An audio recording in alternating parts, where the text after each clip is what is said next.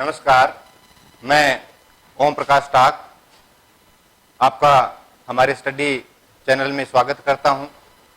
आज हम राजनीति विज्ञान के बारे में चर्चा करेंगे और राजनीति विज्ञान में हमारी जो पहली अवधारणा है न्याय, उसके बारे में आज हम पढ़ेंगे। इससे पहले आपसे आशा और उम्मीद है कि आप घर में सारे स्वस्थ होंगे और पूरे ध्यान से अपनी न्याय अवधारणा पर आज चर्चा करेंगे। तो पहले हम देखते हैं भी अवधारणा क्या होती है। तो देखिए, प्रत्येक व्यक्ति का अपना एक मानसिक दृष्टिकोण होता है किसी बिंदु के बारे में सोचने का, और उसके द्वारा सोच करके जो एक अवधारणा दी जाती है, अपनी एक सोच दी जाती है, अपना एक दृष्टिकोण दिया जाता है, उसे ही न्याय कहते हैं, उसे अवधारणा कहते हैं। अब देखिए, अवधारणा तो गया किसी व्यक्ति के द्वारा किसी बिंदु पर सोच करके अपना दृष्टिकोण देना अवधारणा कहलाता है। उसी प्रकार से हमारी एक अवधारणा है न्याय। न्याय क्या है? तो हम देखते हैं न्याय के बारे में विभिन्न विद्वानों के अपने अलग अलग सोच दी हुई है, अलग अलग प्रकार से अपने वक्तव्य दिए हुए हैं, लेकिन फिर भी हम देखते हैं भी न्याय सर्वप्रथम न्याय है, इसको इंग्लिश में, अंग्रेजी में इसे बोलते हैं जस्टिस। जस्टिस बोलते हैं। और ये जस्टिस जो शब्द है वो लैटिन भाषा के जस्टिया से बना है। लैटिन भाषा के जस्टिया से बना है। और इस जस्टिया शब्द का जो अर्थ है, इस जस्टिया शब्द का जो अर्थ होता है वो होता है बांधना या जोड़ना। अर्थात हम यूं कहेंगे भी जो अंग्रेजी का शब्द जस्टिया है वो लैटिन भाषा के जस्टिस जो शब्द है वो लैटिन भाषा के जस्टिया से बना है, और इसका अर्थ है बांधना या जोड़ना। किस चीज को बांधना, किस चीज को जोड़ना? तो हम यूं कह सकते हैं भी जो कानून है, अधिकार है, कानून, अधिकार और स्वतंत्रता आदि सब मूल्यों को जोड़ना ही न्याय है। अर्थात हम यूं कहेंगे भी जब हम जितने भी कानून हैं, अधिकार है और स्वतंत्रताएं हैं, इन सब को जोड़ करके और किसी व्यक्ति को जब ये प्राप्त हो जाते हैं तो उस व्यक्ति को क्या मिल जाता है? न्याय मिल जाता है। अब इसे हम न्याय कहते हैं। लेकिन हम यूं कहें भी न्याय की एक स्पष्ट परिभाषा देना अतार्किकतापूर्ण है, इसीलिए ये सब जब प्राप्त हुए तो न्याय कहलाया। अब देखते हैं भी जो न्याय है इसको अलग अलग दृष्टिकोणों से देखा जाता है। पहले हम बात करते हैं प्राचीन दृष्टिकोण की। प्राचीन समय के अंदर दो विचारधाराएं चली थी। एक तो थी पाश्चात्य विचारधारा और एक थी भारतीय विचारधारा। यानी न्याय के संबंध में प्राचीन समय में दो विचारधाराएं हम पढ़ते हैं। एक तो है पाश्चात्य विचारधारा और दूसरी है भारतीय विचारधारा। पाश्चात्य विचारधारा के अंदर न्याय किसे कहा जाता था? तो पाश्चात्य विचारधारा के अंदर जो न्याय है वो था सच्चरित्र मानव, या हम यूं कहें न्याय परायण व्यक्ति, अर्थात सच्चरित्र मानव या न्यायपरायण व्यक्ति ही क्या था? न्याय था। इस सच्चरित्र मानव में सद्गुणों की क्या की जाती थी? खोज की जाती थी। सद्गुणों की खोज, अर्थात हम कह सकते हैं भी पाश्चात्य विचारधारा के अंदर जो सच्चरित्र मानव है, न्यायपरायण व्यक्ति है, इसके अंदर सद्गुणों की खोज करना ही क्या है? न्याय है। सद्गुणों की खोज करना ही क्या है? न्याय है। भारतीय विचारधारा के अंदर तो हम पढ़ते हैं भारतीय विचारधारा, और भारतीय विचारधारा के अंदर धर्म के अनुसार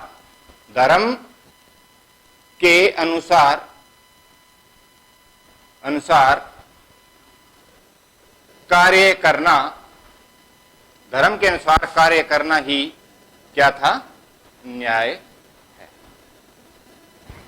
तो हमने पढ़ा न्याय के बारे में भी। जो न्याय है वो अंग्रेजी भाषा के जस्टिस शब्द से बना है। जस्टिस जो शब्द है वो लैटिन भाषा के जस्टिया से बना है, और जस्टिया का अर्थ है बांधना या जोड़ना। किस चीज को बांधना, किस चीज को जोड़ना? तो हम न्याय के दृष्टिकोण को देखते हुए हम कहते हैं भी जब कानून होते हैं, अधिकार हैं, स्वतंत्रता है, हम यूं कह सकते हैं भी समानता है, जब ये जुड़ जाती है, इनके जुड़ने से जो प्राप्त होता है उसे हम क्या कहेंगे? न्याय कहेंगे।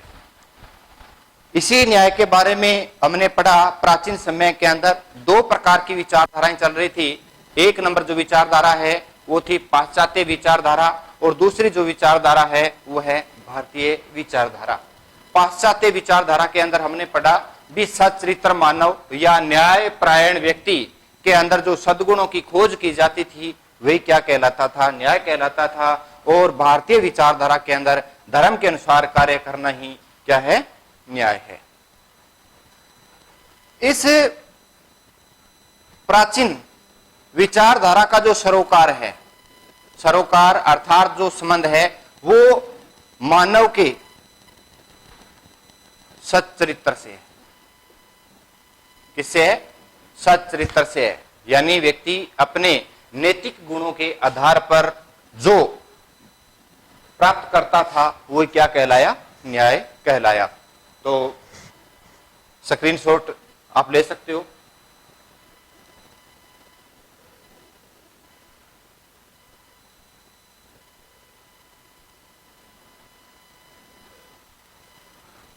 अब हम आगे देखेंगे इसी न्याय विचारधारा का आधुनिक दृष्टिकोण, यानी आधुनिक समय के अंदर न्याय किसे कहते हैं। तो आधुनिक जो विचारधारा है, आधुनिक विचारधारा, हमने पाश्चात्य विचारधारा पढ़ी, अब हम पढ़ेंगे आधुनिक विचारधारा। आधुनिक विचारधारा के अंदर हम पढ़ते हैं भी न्यायपूर्ण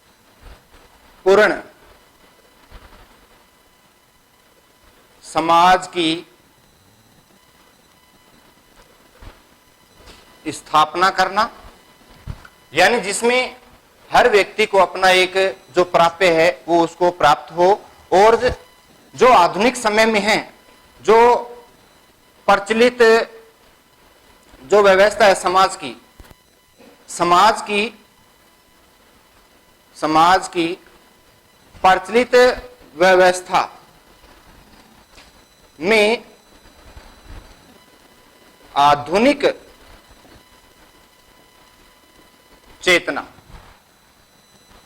चेतना से परिवर्तन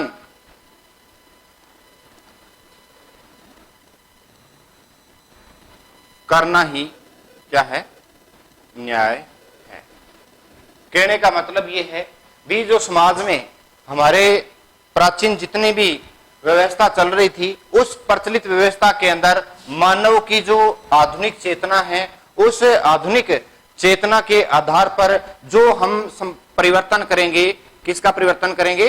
सामाजिक परिवर्तन करेंगे, और वो सामाजिक परिवर्तन ही क्या कहलाएगा? न्याय कहलाएगा।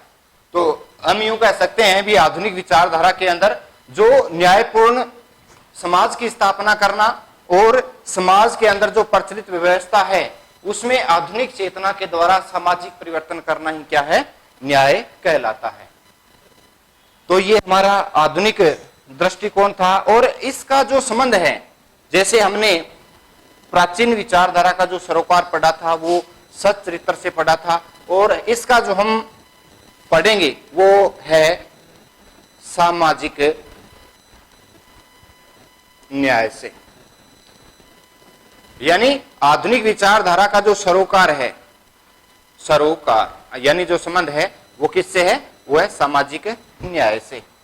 अब यह समझना बहुत जरूरी है भी सामाजिक न्याय से क्या अभिप्राय है। तो हम सामाजिक न्याय से ये पढ़ते हैं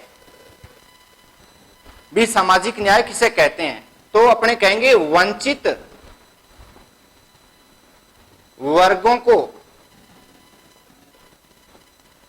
विशेष सुविधा प्रदान कर लोक कल्याण करना, ये क्या कहलाएगा? सामाजिक न्याय कहलाएगा। सामाजिक न्याय कहलाएगा। तो सामाजिक न्याय यानी सामाजिक न्याय है वो वंचित वर्गों को विशेष सुविधा प्रदान कर लोक कल्याण करना क्या कहलाता है? सामाजिक न्याय कहलाता है। और आधुनिक विचारधारा के अंदर जो प्राचीन जो व्यवस्था चल रही थी उस व्यवस्था के अंदर आधुनिक चेतना के द्वारा समाज के अंदर परिवर्तन करना ही क्या कहलाता है? न्याय कहलाता है। और इस आधुनिक विचारधारा का जो संबंध है वो सामाजिक न्याय से है।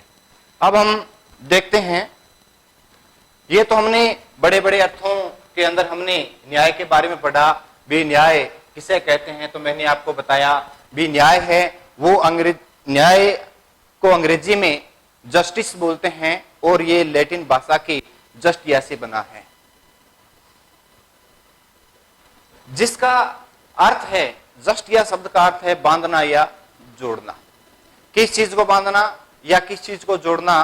तो न्याय के संबंध में हम कानून हैं, हमारी जितनी स्वतंत्रताएं हैं, समानताएं हैं, इन सबको जोड़ना ही क्या कहलाता है? न्याय कहलाता है।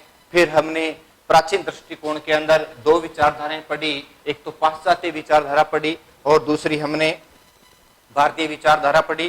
प्राचीन विचारधारा के अंदर हमने पढ़ा भारतीय विचारधारा, फिर आधुनिक विचारधारा, और आधुनिक विचारधारा के अंदर हमने देखा भी आधुनिक चेतना के द्वारा जो प्रचलित व्यवस्थाएं हैं उनमें समाज परिवर्तन कर समाज में परिवर्तन करना, जिसका संबंध सामाजिक न्याय से है। और सामाजिक न्याय का अर्थ है वंचित वर्ग को विशेष सुविधा प्रदान कर लोक कल्याण करना क्या कहलाता है? सामाजिक न्याय कहलाता है। तो आप इसका स्क्रीनशॉट ले सकते हैं।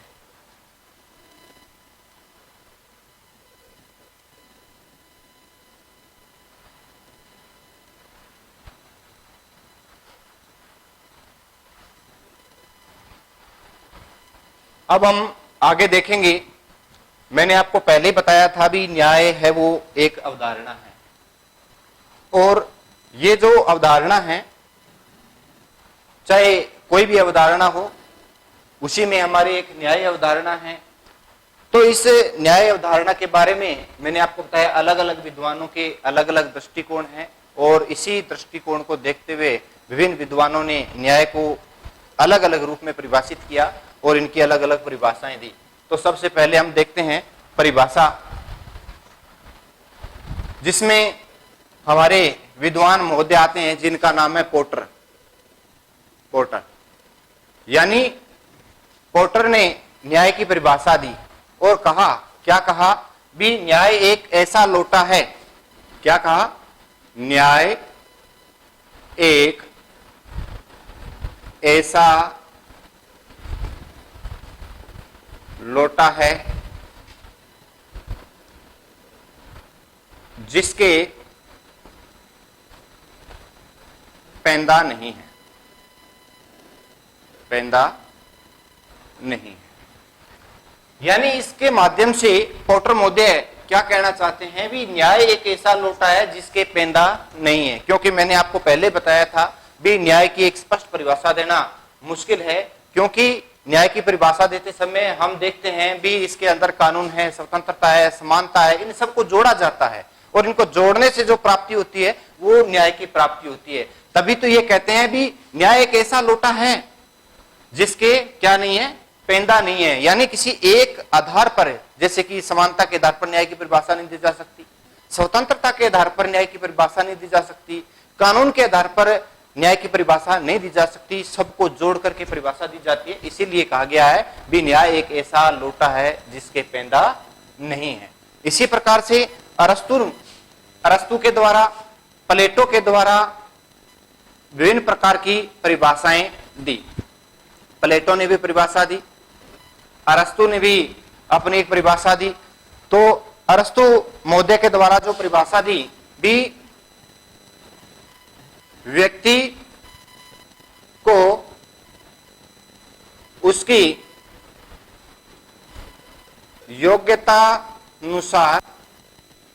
योग्यतानुसार